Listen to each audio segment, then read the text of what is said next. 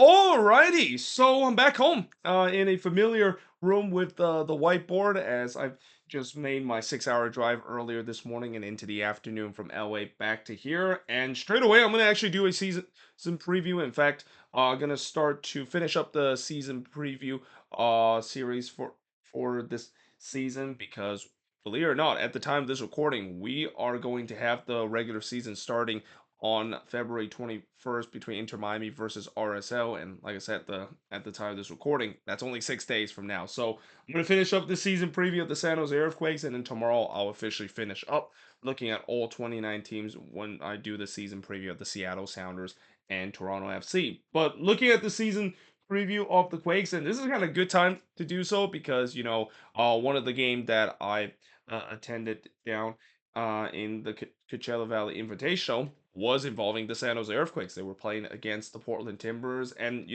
preseason, I've always said that you got to take a bit of a grain of salt because things could be a little bit different, especially with the personnel and also the tactics. But at least I got a good glimpse of what the Quakes could look like heading into the season. And mind you, this upcoming season this should be a very interesting season for the San Jose Earthquakes team because one of the things that I've always said about the Quakes is that I've always been very cautiously optimistic about this team, and in some way I would say maybe I'm being a little bit too pessimistic and maybe sometimes being a little too harsh to this team at time. But history have said that when the Quakes made it back to the playoffs and just barely scrape themselves into playoffs, the very next season things are gonna pretty much fall apart. But when you look at some of the signings that they made this off season and some of the players that's no longer with this team, there could be a case that maybe this team is not going to fall off the map like what we've seen before, where they make it to the playoffs and then the very next season it turns out to be an absolute disaster. Now, speaking of playoffs, they made it to the playoffs last season with a 10-14-10 record and finished with 44 points. They was actually the last team in the Western Conference. So again, depending on if you count that as playoff, because those eight and nine seed are part of the wild card kind of spot where two teams playing the playing round to make it into the first round of the playoffs. So if you don't count that, basically it's been a while since the Quakes have made it to the playoffs. In fact, if you don't count that, it will be 2017 since the last time, or actually no, 2020 will be the last time that they made it to the playoffs because they did had an extended playoff spot in the Western Conference during the COVID shortened season. But in terms of the last playoff round wins, well, it's hard to believe, but it's been 14 years and counting now since the Quakes have won a playoff round. And for those of you wondering why has it been so long, well, it's because the Quakes, even though they made it to the playoffs between that period a couple of times, they've always exit in the first round. We saw it happen last year. We saw it happen in the COVID shortened season. We saw it happen in 2017. And in 2012, even though the Quakes did win the Supporters Shield and made it to the playoffs and did win a road game against the LA Galaxy, they didn't win the second leg and actually got outscored in the second leg in terms of the aggregate. So obviously that doesn't count as a playoff round win. And if you want to look at the last time they of course won a playoff round back in 2010, that team that they won a playoff round was the New York Red Bulls. And back then, this was when MLS had a wacky kind of playoffs where some Western Conference team actually faced Eastern Conference team in the playoffs. Obviously, that doesn't exist anymore, but that just shows you how long it's been the Quakes have won a playoff round. And also, just letting you know that another category I could have also included is last time the Quakes had a home playoff game, because the last time they had a home playoff game, PayPal Park didn't even exist. It was 2012 since they have last won a home, or last time they had a home playoff game. And as I'll say in just a bit, that is definitely something that they're gonna be gunning, especially with the way that how the playoffs for this upcoming season is once again going to be similar to last season, where pretty much if you finish in the top eight, you're guaranteed to have a home playoff game. And the fact that they had a chance to do so last season but unfortunately finished in the undubious honor of the ninth seed.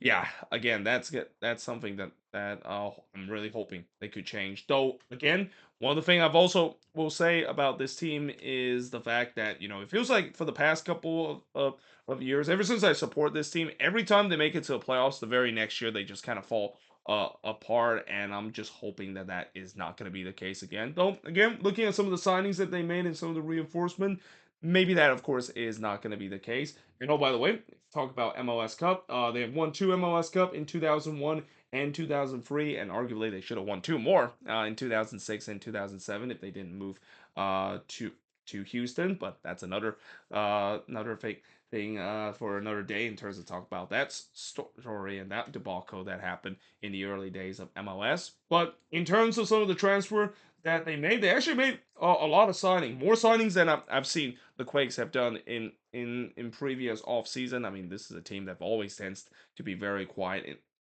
in the off season, doesn't really make too much move and doesn't spend too much money. And while that latter is still the case, they definitely bring some interesting name. The biggest name obviously they bought is Pellegrino, who they just added him a couple of days ago and officially confirmed the signing. And knowing the fact that he was a goal scoring machine in the Norwegian league, hopefully that he will carry that over into the MLS as well. They also got Preston Judd, which means good depth in terms of the number 9 spot. And then they also got Bruno Wilson, who of course was a direct replacement of Nathan. And this is kind of a signing that a lot of Quakes fans been hoping for, the fact that they were very lacking in their center back depth, and after letting go of Nathan to go to the Seattle Sounders, which time will tell whether if that was a great decision or another bad decision that the Quakes, of course, have always tends to make when they let go of players to rival club. But yeah, we'll see if Bruno Wilson, of course, could be a good replacement. And then you got William Yarbo, which is one of the two goalkeepers that the Quakes had. The Quakes actually have four goalkeepers on their roster, and as I'll mention in just a bit of how there could be some interesting situation when it comes to the goalkeeping position as well. But they also got Alfredo Morales, Jamar Ricketts, Victor Costa, who actually is now a direct replacement for Miguel Triaco, as Miguel Triaco actually departed this club just a couple of days ago. Very surprised that they decided not to keeping, consider how good he was, but we'll see whether or not if Victor Costa could be a good replacement. And then they also finally rounds up in terms of signing another goalkeeper in Mikela Beginski. And again, I'll mention a bit that it's going to be very interesting to see the goalkeeping situation with this team. Now, in terms of players that is no longer with this team, obviously the biggest name out there is that departed this offseason is K Cal. He departed to Chivas for a record transfer fee that the Quakes, of course, received for $4 million. Now, from what I heard about Kate Cal, he's actually done pretty good with Chivas, and one of the highlight obviously was him in the Concacaf Champions Cup where he scored two goals against Forge FC. Now, obviously, I'm happy to see K Cal perform very well there, and I know there's also that debate of is this the Quakes' fault, the fact that they didn't get the best of K Cal. I really think it's kind of a mixture of both, where I think the Quakes definitely did not get the best of K Cal, but at the same time, it's also depending on the system itself, and that it seems like the system that Chivas, of course, use fit K Cal much better than what the Quakes, of course, run. And not to mention, there was time when K Cal was with the Quakes, his performance was not up to standard. Like the performance that he has and the work rate that he has was pretty poor, and that's kind of something that you can't really blame the Quakes too much about, other than if you think that coaching should be better in terms of instead of getting him to be more motivated and getting him to increase his work rate, which again that goes back to what we said about how this is partially the Quakes' fault, the fact they did not properly develop KCal to be a decent player.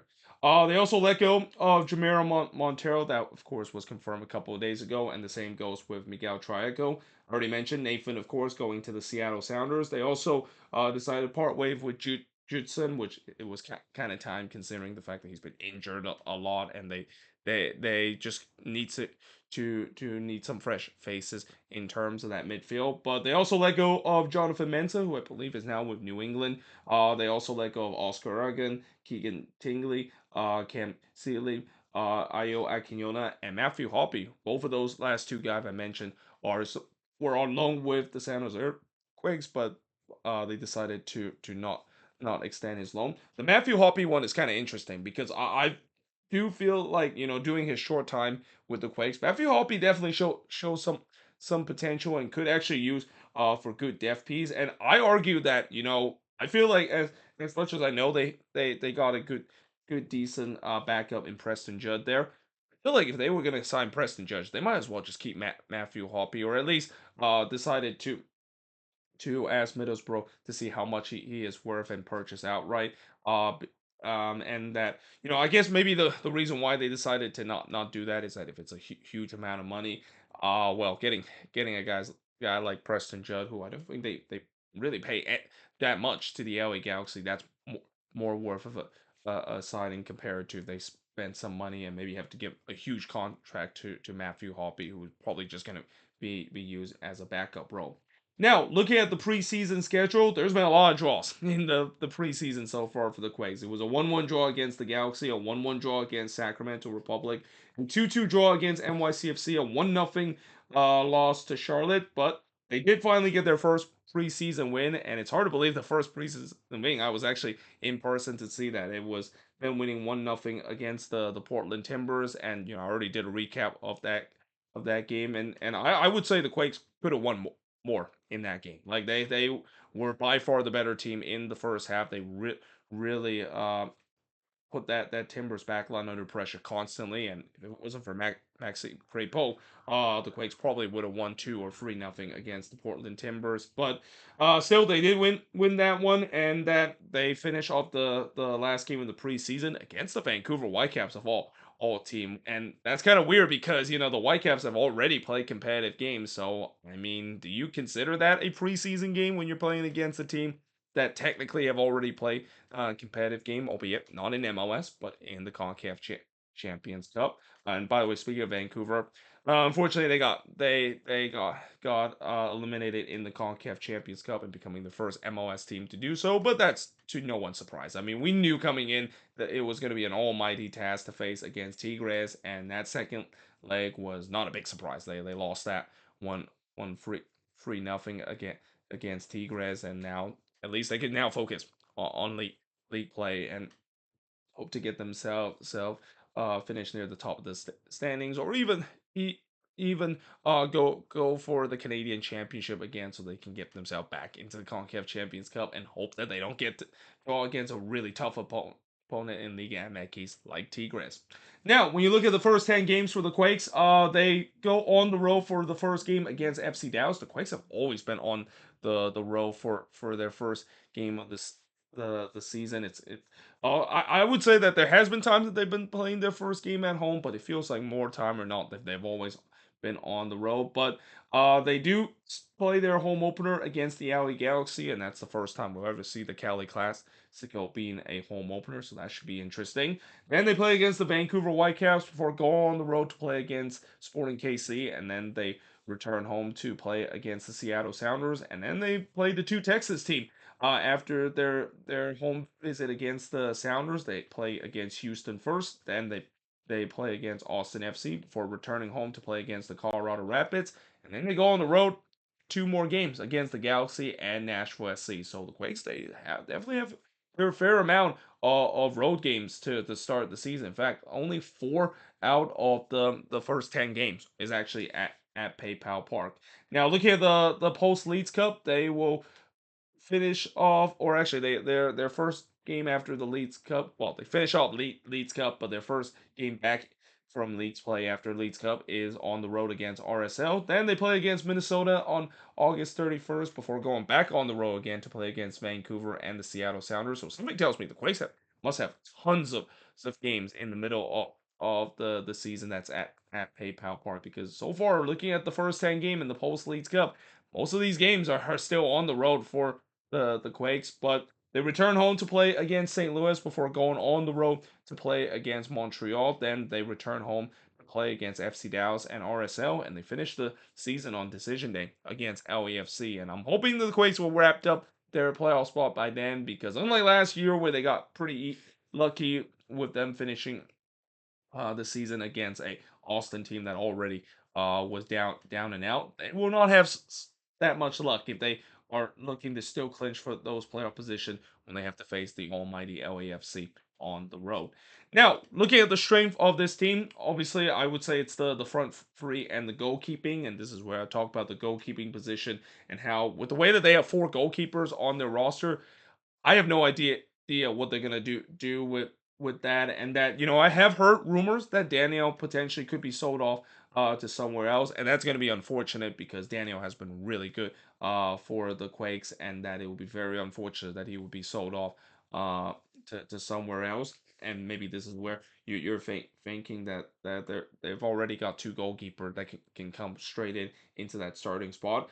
Most likely, I would say that so far this preseason we've been seeing mostly William Yarbrough being the backup goalkeeper. So I guess maybe he could be backup goalkeeper, or actually the starting goalkeeper if Daniel is being sold. But I'm interested to see how Mikhail Baginski also look. I mean, this is a guy that comes from the Polish league and has done well during his time in the Polish league. So I feel like he should at least get a shot if Daniel is not going to be available, or if they decide to sell him off to somewhere else. But still, if Daniel is still going to be the main goalkeeper of this team, yeah, that's going to be their strength because he's arguably one of the best goalkeeper last season, especially in the shot stopping category. And then of course the front three, the likes of Ibovasi, Espinoza, and now adding Pellegrino in there. I mean, that is a very dangerous front three, a very underrated front three too, because on one hand you have a guy in Espinoza being one of the best right winger